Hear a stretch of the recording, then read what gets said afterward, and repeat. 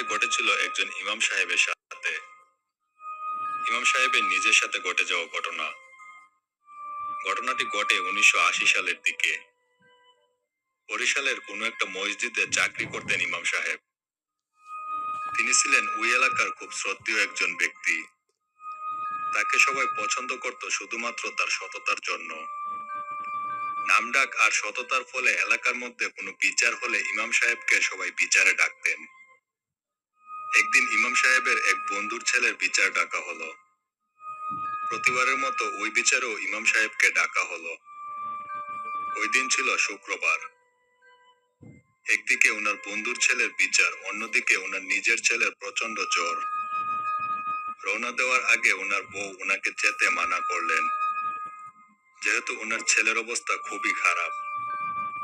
কিন্তু বন্ধুকেও না করতে পারছেন না, যেহেতু আজ ওনার অতি নিকটের বন্ধুর ছেলের বিচার। তাই সকাল সকাল উনি বাড়ি থেকে রওনা দেন। কারণ ওনার বাড়ি থেকে ওনার বন্ধুর বাড়ির দূরত্ব প্রায় 20 মাইল। এরই মাঝে রাস্তা দিয়ে হেঁটে যেতে হয়, তারপর নদীপথে 3 ঘন্টা যেয়ে আবারও বহুদূর পায়ে হেঁটে যেতে হয়।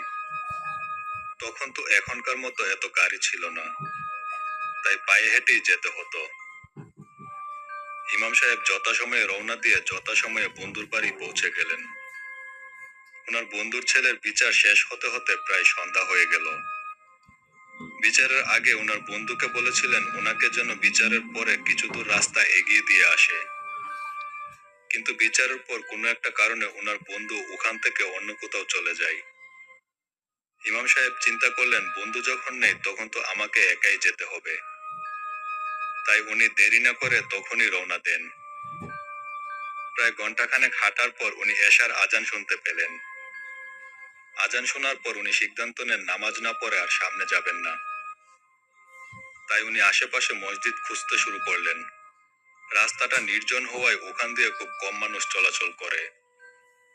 তাই তিনি এমন কাউকে পাননি যাকে আশেপাশের মসজিদ সম্পর্কে জিজ্ঞেস করবেন। তাছাড়া আশেপাশে তেমন কোনো বাড়িঘরও নেই। উনি হঠাৎ সামনে একজন লোককে আসতে দেখলেন। ওই লোকটার বর্ণনা এমন, লোকটার হাইট 6 ফুটের মতো হবে আর পুরো শরীর কালো কাপড়ে ঢাকা। ইমাম সাহেব ওই লোককে মসজিদ সম্পর্কে জিজ্ঞেস করলেন। ওই লোকটা একটা রাস্তা দেখিয়ে দেন। ইমাম সাহেব কোনো রকম চিন্তা না করে লোকটার দেখিয়ে দেওয়া রাস্তা দিয়ে সামনে এগিয়ে যেতে লাগলেন। এক পর্যায়ে উনি আজানের আওয়াজ আর শুনতে পাননি। তিনি বুঝতে পারলেন মসজিদ থেকে আরো দূরে চলে এসেছেন। কিছুক্ষণ দাঁড়িয়ে উনি চিন্তা করলেন, আর এখান থেকে পিছনে যাওয়ার উপায় নেই, কারণ অন্ধকারে কোন রাস্তা দিয়ে কিভাবে এসেছে তা মনে নেই। তাই উনি আবারও সামনের দিকে হাঁটা ধরলেন। কিছু দূর যাওয়ার পর উনি একটা বাড়ি দেখতে পেলেন। বাড়িতে একজন মহিলা ছিল। উনি মহিলাকে বললেন এখানে কোনো এরকম মসজিদ নিত্য আছে নতুন ভিডিও কিনা। পেতে চ্যানেলটি সাবস্ক্রাইব করুন। মহিলা একটা রাস্তা দেখিয়ে দিলে ইমাম সাহেব ওই রাস্তা দিয়ে হাঁটতে লাগলেন। কিছু দূর যাওয়ার পর তিনি একটা মসজিদ দেখতে পেলেন। ওনার মতে এমন মসজিদ এত সুন্দর। সুন্নত শেষ করার পর উনি দেখলেন মসজিদে মুয়াজ্জিন ছাড়া আর কেউ নেই। যেহেতু উনি খেলেন। ওনার মতে এত স্বাদের ফল আমি জীবনে কখনো খাইনি। আসার পর উনি দেখেন এই লোকগুলো ওই লোকগুলো যাদের সাথে উনি নামাজ পড়েছিলেন। এবার ওই লোকগুলোর সাথে একটা লাশ রয়েছে। তখন ইমাম সাহেব কিছু সূরা পড়েন যাতে ওই লোকগুলো ওনার কোনো ক্ষতি করতে না পারে।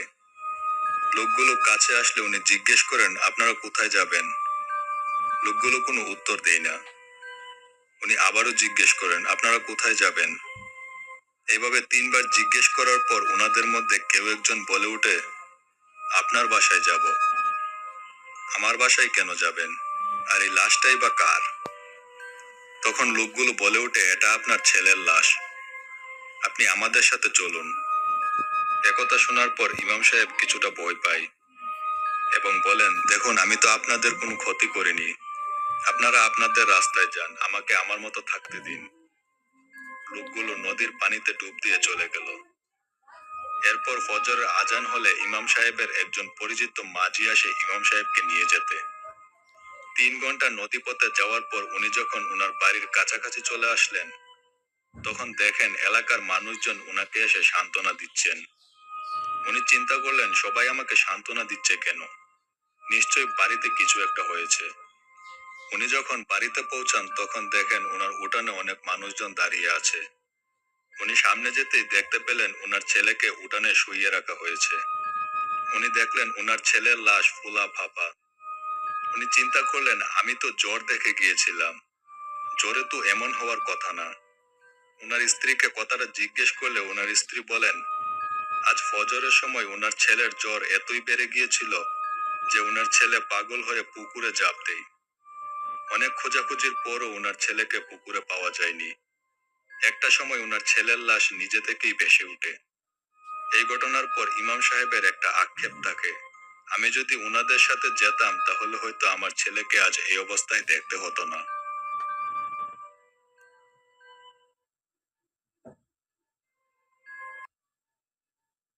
আচ্ছা, আপনারা যদি এই ঘটনার সকালে ভিডিওটি লাইক করেন, এই ঘটনাটি আপনার সাবস্ক্রাইব